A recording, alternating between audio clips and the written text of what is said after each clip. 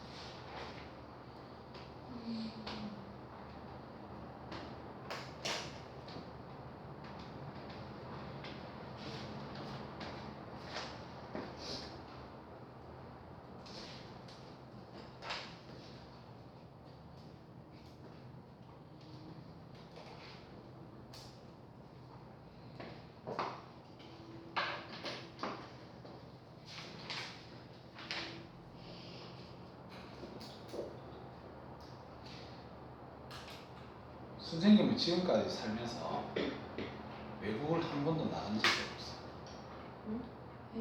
진짜요? 일본은요? 일본도 안 가봤어. 떠들 뻔. 네. 제주. 제주도 제주도 일본이야. 아 알아. 네. 와, 완전 애를 죽이려고 그러네. 네. 응. 네. 뭐 주웠어요. 왜 종원이 보고 왜? 네. 어? 애가 제주도가 우리나라라고 제가 아니라. 오래 익숙해서. 근데 그리스 시비를 좀 심하거든요. 좋겠다. 그건 나는 진짜 나도 가고 싶다. 나는 3박 4일 해본 적 없는데 그러면 나 베트남에 5박 6일까지 보통 2박 3일 이박? 길어도 2박 3일 2박 3일? 그럼 너무 짧지 않나? 그러게요. 아니 한그 있어도 베트남 5박 6일까지 갔는데 다 탔어요. 탔다고. 완전 탔어요. 나 해외여행 많이 안 가고 저는 최대가 4박 5일밖에 안 해봤는데. 최대 4박 5일? 저희 언니랑 저희 엄마랑 저랑 아빠랑 빼고 프랑스 가서 2주 동안 있다가 왔는데 그 뒤로는 한 번도 기억이 안 갔어요. 기억이 안 나왔어. 아 진짜? 선생님은 외국을 한 번도 안 갔었어. 무서워서. 네? 왜요? 처음 가니까 너무 무서워. 뭐가요? 고소공포증이다. 뭐가요? 고소공포증. 너무 무슨 무서워. 스포츠야 뭔 외국이 상관이야? 위험한 비행기부터. 아니 그 비행기 공포증이 따로 있고 그러니까 제주도는 자주 가는데 외국은 한 번도 안 가. 왜요? 재밌는데 생각보다 멕시코는 꽤 재밌어요. 멕시코는 멕시코도 가기가 그렇지 않나? 밭에 가면 일본 가요. 일본 가깝잖아. 일본? 굳이 무서울 것도 없고. 일본은 괜찮나? 근데 되게 방사능이 방사능이 하는 나갈 수 거니까 있어요. 지금 가면 좀. 그냥 선생님 생각에 치안 같은 거 말이야. 그러니까 막 미국 총 맞아 밤에 돌아다니고 근데 미국- 그런 생각하면 뭐 미국도 총 맞을 것 그랬어요, 총 같고. 프랑스 소매치기. 뭐? 그래 그런데도 소매치기 되게 많잖아. 아 그리스에 소매치기 많아요. 아니, 그러니까 그럴 왜- 만한 가치가 그걸 있어요. 원하는 그거 있잖아 셀카 이거 셀카봉. 네 셀카봉이 왜 처음에 만들어졌지? 휴대폰 팔이 짧아. 팔이 작. 아니야. 네 이게 어떤 사람이 셀카봉을 직접 만든 사람 있잖아. 외국을 나갔는데 외국 사람한테 사진 좀 찍으라고 휴대폰을 줬어. 들고 되게 귀여워요. 갚은다. 너무 당당. 그래가지고 내 스스로 이렇게 찍는 게 좋겠다 그래서 금방 그 사람 좋아하잖아. 그 사람 때문에 아이디어를 얻어가지고 셀카봉을 만들어서 대박이 났잖아. 아, 훔쳐진 게 고마워하잖아 그 사람. 네. 아 근데 그런 달려서 아니 쫓아가. 우리 신혼여행 달려서 쫓아가면 되지 말고. 쌤 신혼여행도 왜 그래? 안 돼. 나 호키 사진 있는 이러고 있는데 하면서 서민이 저희는 그 수학여행 때그 수학여행 헛소리 때 하지 마. 야, 왜 자꾸 쓸데없는 고양이 손하고 저 이러고 있는 거 사진 계속 있는 사진 있는데 내가 그냥 보여줘. 준도가 또다시 헛소리를 하는. 자, 답 불러보자. 채점 준비해라. 자, 네모넣기, 전류. 그 다음에 A 써야 되겠지. 암페어라 읽고. 전자, 전류, 전압, V, 전류계, 전압계, 직렬, 병렬. 자, 1번에 1번 A, 2번에 B, 2번에 1번 흐르는, 2번에 마이너스 플러스, 3번에 1번 리얼, 2번에 디귿, 3번에 니은, 4번에 기억, 4번에 1번 직렬, 2번에 플러스극, 3번에 큰, 5번에 1번 얼마? 0.4. 이번에는요? 12.5. 12.5. 애들 12.5. 0.4, 12.5. 괜찮습니까? 좀 쉬었다가 저항 들어가야 되겠지?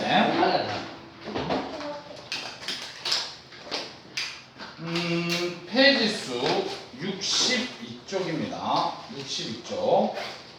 자, 선생님 아까 이 얘기를 했었지. 전기 파트에서는 삼총사가 있다 그랬지. 그래서 처음에 우리 전류 배웠고, 전압 배웠고, 나머지 하나 남았는 거 저항 배웠다 그랬지.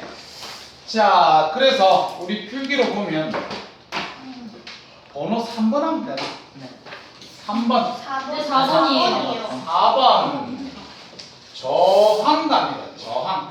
그냥 저항이라 해도 되고 우리 책에 있는 것처럼 전기 저항이라 해도 됩니다. 알았지? 근데 아까 그 플러스 강의에 2번에 저항 영어로 뭐라고 돼 있어요?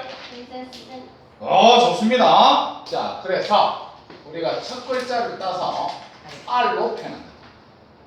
자, 저항을 이제 R로 표현합니다. 저항은 R로 알겠지? 자, 저항의 정의부터 얘기를 하면 뭐를 저항이라 하냐면 전류의 흐름을 방해하는 정도다. 요렇게 우리가 정의를 합니다. 전류의 흐름을 방해하는 정도다 이래가지고 자, 잘 봐봐. 도선을 따라서 전류가 흐를 건데 방해를 갖다가 많이 받는다 그러면 저항이 어떻다고 얘기할래요? 크다. 크다고 얘기하겠지, 맞아요? 방해를 많이 받으면 저항이 큽니다. 저항이 크면 전류는 어떻게 되겠니? 약간. 그렇게 했지, 맞지? 그럼 저항이 크면 전류가 작아진다는 소리는 비례야 반비례야? 반비례. 반비례. 반비례. 아까 우리 전류하고 전압은요? 비례. 비례했어. 전압의 정의가 전류를 흐르게 할 수 있는 능력이었지, 맞지? 그럼 전압이 크다는 소리는 전류를 흐르게 하는 능력이 좋기 때문에 전류가 크다고 얘기했어가는 거야. 근데 저항은 전류의 흐름을 방해하는 거야. 그래서 저항이 크면 전류는 그만큼 작아집니다. 반비례. 알았지? 그렇게 알아놓으면 돼.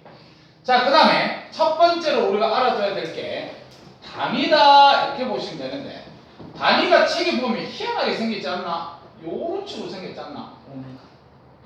오메가. 근데 요거를 갖다가 우리는 옴이라고 읽어줍니다. 옴. 알았지? 자, 그럼 한번 해보자. 전류를 어떻게 표시한다고? 표시할 때. 전류를 표시할 때 I. 단위는 볼트. 암페어. 어? 이해하네? 전압을 표시할 때 B. V. 단위는 볼트. 볼트. 저항을 표시할 때 R. R. 단위는 오. 옴. 꼭 알아두세요. 그렇지? 자, 그러면 됐고, 그 다음에 첫 번째 이래가지고 저항이 생기는 이유 봅시다. 저항이 왜 생기니 이렇게 우리가 얘기를 한다면 전자가 이동을 하고 있는 중간에 원자와 충돌이 일어나기 때문에 그렇다. 이렇게 우리가 보시면 됩니다. 자, 다시 얘기해서 전자는 어디를 통해서 이동하지요?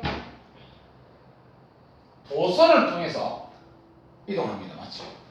이렇게 도선을 통해서 이동하는데 이 도선이 구리로 되어 있다 그랬잖아. 맞지? 그래서 요거도 CU, 요거도 CU 이렇게 구리로 되어 있는데 누가 이동을 한다고 얘기를 했냐면 전류가 흐른다는 것은 전자가 흘러가는 겁니다. 전자가 이렇게 흘러가다 보면 원래 구성하고 있는 원자하고 뭐가 일어난다? 충돌을 한다는 소리는 방해를 한다는 소리잖아. 맞지? 그래서 방해를 한다는 소리는 저항이 생기는 것이다. 그렇게 우리가 보시면 됩니다. 종이를 돌려. 아, 종이를 더 달라. 진짜? 날로. 너 뒷절까지 다 했었어? 네? 그렇다. 우와. 나 지금 한 바닥 채워. 선생님 학원에서 쓰고리가 한 저게 제일 싼 게 종입니다. 저게 SG 딱밤이. 근데 무조건 셈은 300원입니다. 네? 300원. 제일 싼 게 종인데 무조건 한 개가 300원. 600원. 네. 선생님 뭐 TV 가져가도 300원. 네? 컴퓨터 가져가도 300원. 뜯어가지고. 선풍기 가져가도 300원. 와. 무조건 300원. 진짜. 그럼 건물도 300원 살수 있어요? 300원. 와. 자, 600원. 아, 자, 그러면 외상으로 할게. 우리가 저항이 생기는 이유는 이렇게 전자가 이동하면서 충돌이 일어나기 때문이다. 그렇게 우리가 보면 됩니다. 자, 그 다음에 두 번째. 저항을 갖다가 변화시키는 요인. 저항을 변화시키는 요인이 뭐가 있습니까? 그러면 첫 번째로 물질의 종류. 너희들 물질의 종류에 따라서 이 구성하고 있는 원자들의 배열이 어떻게 했니? 다르죠. 그치? 원자의 배열이 다 다르잖아. 맞지? 원자 배열이 다 다르기 때문에 충돌하는 횟수나 이런 것도 다 틀리겠지. 맞지? 그래서 이걸 갖다가 나중에 고등학교 올라가면 뭐라고 배우냐면 비저항이라고 배웁니다. 그러면서 표현할 때 이런 식으로 표현해요. 그래서 비저항이 다 틀리기 때문에 저항은 달라질 수 있습니다. 근데 이걸 갖다가 쌤이 아까 고등학교 때라고 얘기했잖아. 맞지? 중학교에서는 출제를 하지 않습니다. 알았지? 그럼 돼. 중학교 때는 그러면 뭐를 갖다가 출제합니까? 그러면 자, 요렇게 볼게요. 도선이 이렇게 있는데 도선이 요런 도선이 있고 하나는 도선이 요런 도선이 있어요. 얘들 단면적을 A로 쓸까? S로 쓸까? S로 쓸까? 그러면 단면적이 지금 똑같은 상태에서 길이가 밑에 게 길잖아. 자, 길이가 길면 여기 통과하는 전자가 방해를 많이 받아 안 받아? 맞죠. 방해를 많이 받아. 그렇다는 소리는 저항이 어떻다? 커진다. 그럼 길이가 길면 저항이 커진다. 됐습니까? 다음 또 요런 게 있어요. 지금 위에 거하고 밑에 거는 길이는 같은데 단면적이 밑에 게 더 크지. 맞지? 자, 그러면 단면적이 더 크면 방해를 많이 받겠니? 안 받겠니? 안 받아요. 방해를 많이 안 받아요.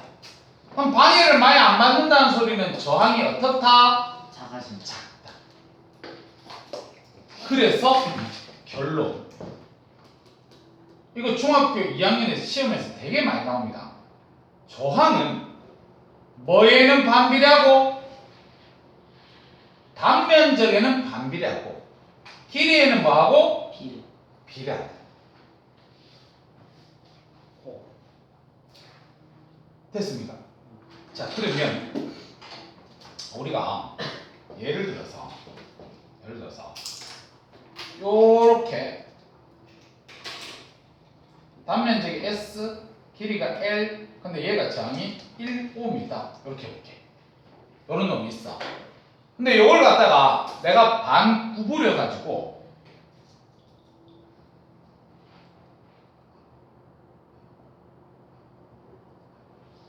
요렇게 만들었어. 2분의 L. 요거 요렇게 만들었다.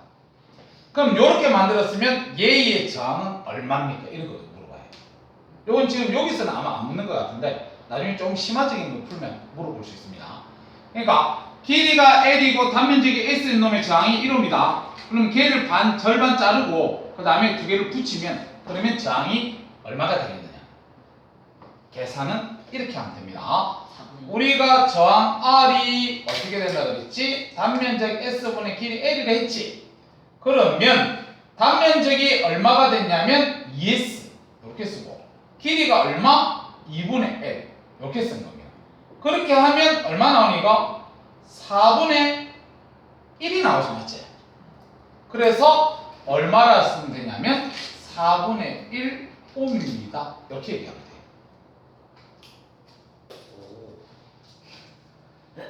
됐습니까?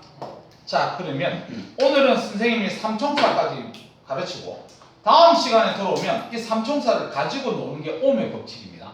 그래서 옴의 법칙부터는 중요하니까 다음 시간에 가르칠 거고 책임 법칙. 자, 책에 자 1번 보니까 전기 저항 R 줄치세요. 전기 저항 R. 그래서 전기 저항이 뭐야? 그러면 뒤에 줄치세요. 전류가 흐르는 것을 방해하는 정도 거기다 줄치면 됩니다.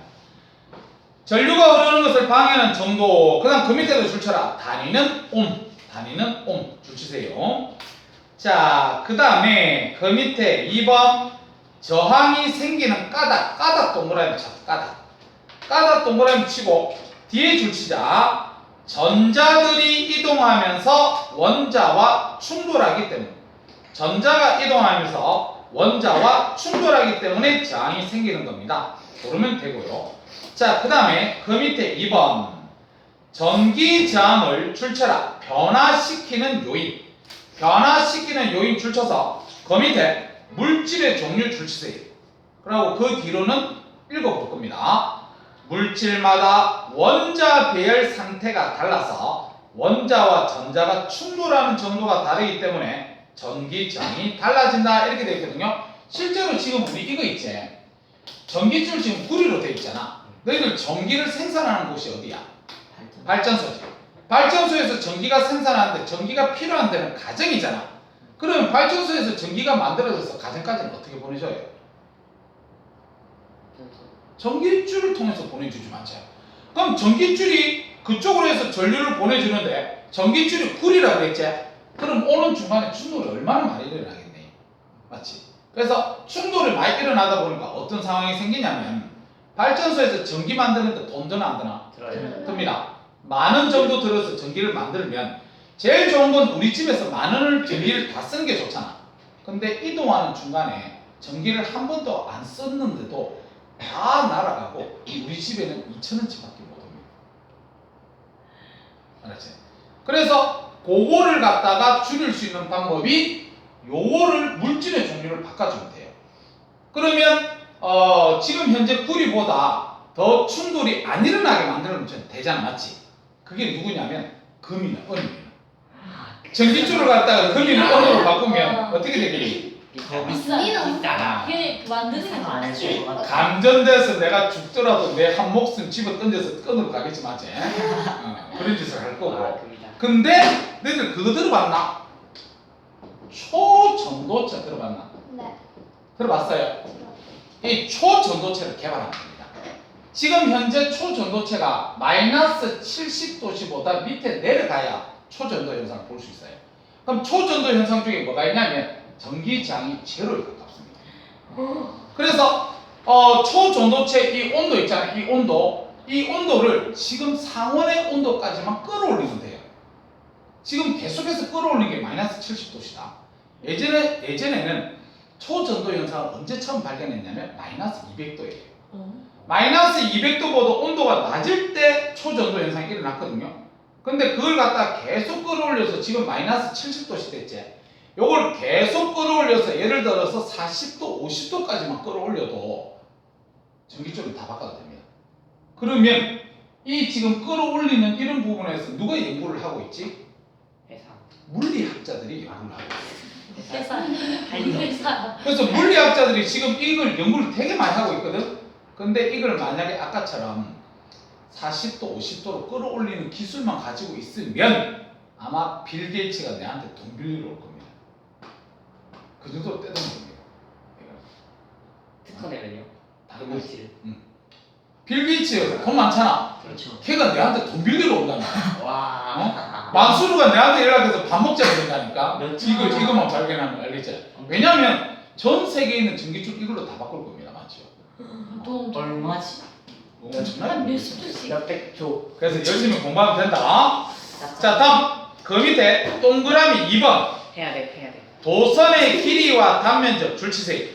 그리고 앞에 별표 3개 쳐야 된다. 요거는 무조건 숙제하는 거니까. 자, 뒤쪽을 쌤이 읽어볼게. 전기저항은 물질의 줄체라 길이에 비례하고 단면적에 반비례한다. 줄치세요. 길이에 비례하고 단면적에 반비례한다.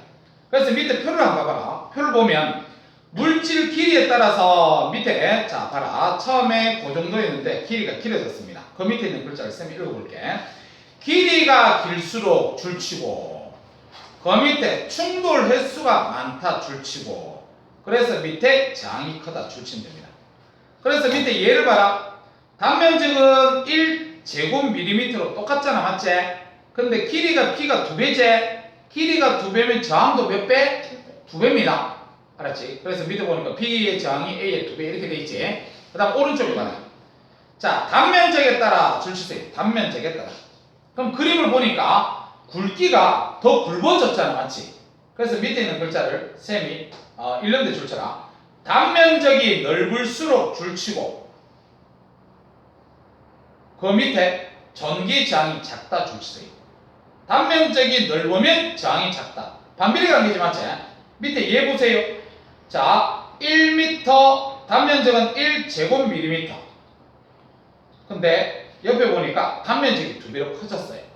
단면적이 2배로 커지니까 저항은 얼마가 된다? 2분의 1이 된다는 거예요. 그래서 단면적에 반비례하고 길이에 비례한다는 사실을 갖다가 알아주면 됩니다. 됐죠? 플러스 강의 1번만 보고 맞출 수 있도록 할게요. 플러스 강의 1번 한번 봐봐. 물질의 종류에 따라서 전기저항이 어떻게 되느냐?